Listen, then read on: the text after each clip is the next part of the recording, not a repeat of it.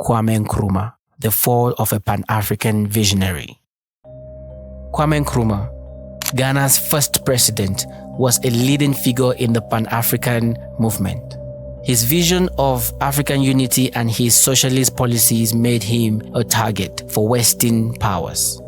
In 1966, Nkrumah was overthrown in a coup that had the silent support of the CIA. The coup marked the end of Ghana's experiment with socialism and set the stage for a series of military regimes. Kwame Nkrumah's overthrow in 1966 is a complex event shrouded in some mystery. Here is a breakdown with more context. Nkrumah led Ghana, formerly Gold Coast, to independence in 1957, becoming the first president. He was a charismatic leader with a Pan-African vision, advocating for unity and self-determination across the continent. Nkrumah's socialist policies and political stance made him a target for foreign powers and his fellow countrymen. Nkrumah's increasingly authoritarian role and suppression of opinion created a domestic opposition determined to remove him from power. Ghana's economic difficulties under Nkrumah's leadership contributed to the growing discontent and provided fertile ground for opposition.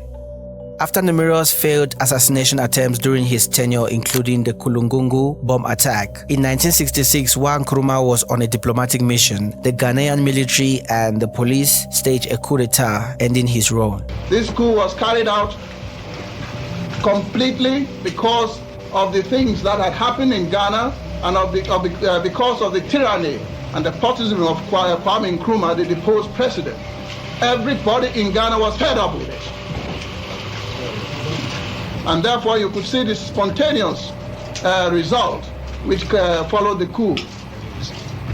You would have seen when you were coming probably thinking that Ghana would have been put under curfew or all other things, but nothing was done. He later suspected that the US had a role in his downfall, and in a 1978 book, former CIA intelligence officer John Stockwell backed this theory up.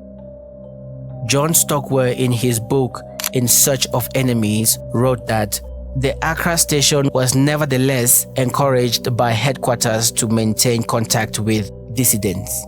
He said that the CIA in Ghana got more involved and its operatives were given unofficial credit for the eventual coup.